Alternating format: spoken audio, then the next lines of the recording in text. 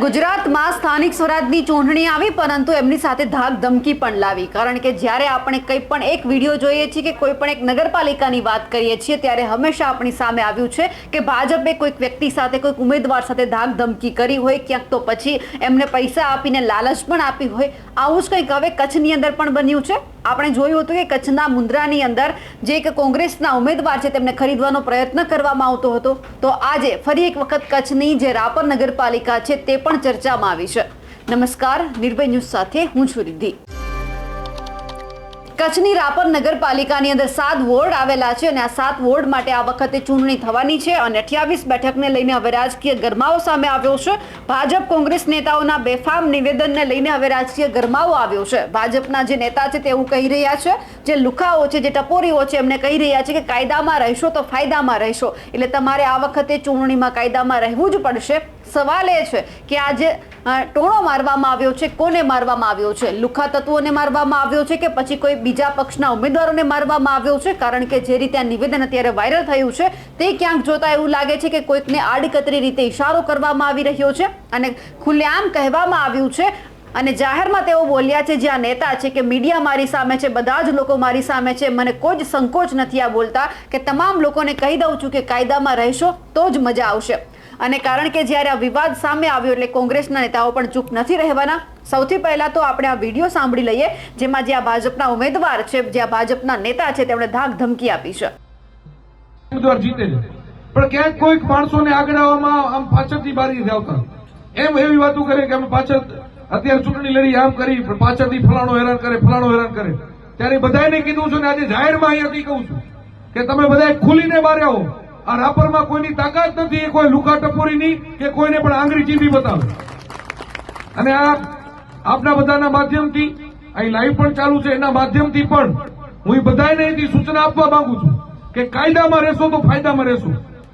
બાકી કોઈની તાકાત નથી કે રાપરની કોઈની બેન દીકરીની છેડતી થાય કે કોઈને ટુકારો દઈ શકાય. આ બધાને અહીંયાથી આપણે આ મીડિયાના માધ્યમથી ફરીથી કહું છું કે આ વાગડમાં રહેવું હોય, રાપરમાં રહેવું હોય તો કાયદામાં રહેવું પડશે. જો કોઈની પણ મસ્તી થઈ તો એને રાપર શહેર તો નહીં પણ આ તાલુકામાં પણ નહીં રહેવા દઉં, એનું પણ અહીંથી આપણે બધાને વિશ્વાસ અને ખાતરી આપવું જોઈએ.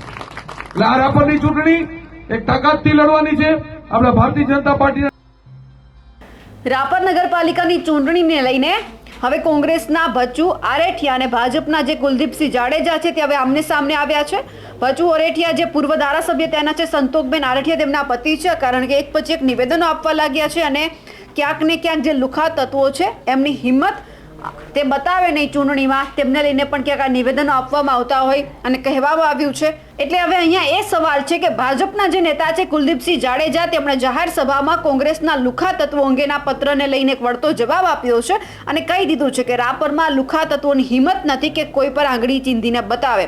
અને હવે એ જોવાનું છે કે આ વખતે કાંટાની ટક્કર છે અને એમની સાથે હવે કોંગ્રેસના નેતાઓ શું જવાબ આપી રહ્યા છે તે પણ સાંભળીએ.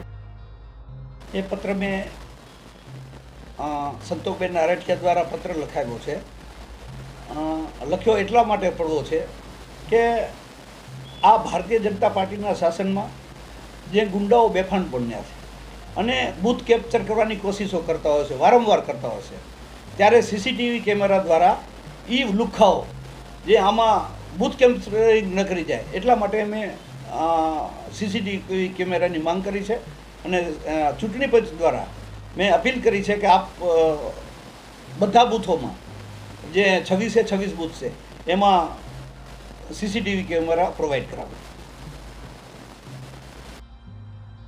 ગુજરાતમાં જ્યારથી સ્થાનિક સ્વરાજની ચૂંટણી જાહેર થઈ છે ત્યારે અવનવા નિવેદનો, અવનવા વિડીયો આપણી સામે આવે છે અને ક્યાંક એવું લાગે છે કે એક બેઠક જીતવા માટે જે આ ઉમેદવારો છે તે કેટલી મહેનત કરી રહ્યા છે. મહેનત તો ના કહી શકાય, પણ જે રીતે ટૂણાબાજી છે, ઓફરબાજી છે, તે પણ અત્યારે ખુલ્લેઆમ ચાલી રહ્યું છે. તેમ છતાં કઈ વ્યક્તિ છે કંઈ જ નથી કરીને બતાવતું અને જેમ ચાલે છે એમ બધું ચાલવા દે છે. અહીંયા જે મતદારો છે તેમના ઉપર શોષણ થાય છે, કારણ કે બિનહરીફ જે સીટો જાહેર થઈ જાય છે. ઘણા બધા નેતાઓ છે જે પોતાના ફોર્મ છે તે પરત ખેંચી લે છે, એટલે આખરે જનતાને જે વ્યક્તિને નથી સ્વીકારવા એમને પણ સ્વીકારવા પડે છે. કારણ કે જે અત્યારે આ બધું ચાલી રહ્યું છે, કોઈકને લાખો રૂપિયાની ઓફર આપવામાં આવે છે તો એ ઓફરનો સ્વીકાર કરી લેવામાં આવે છે, એટલે આખરે જનતા તો બધા જ વચ્ચે પીસાઈ રહી છે.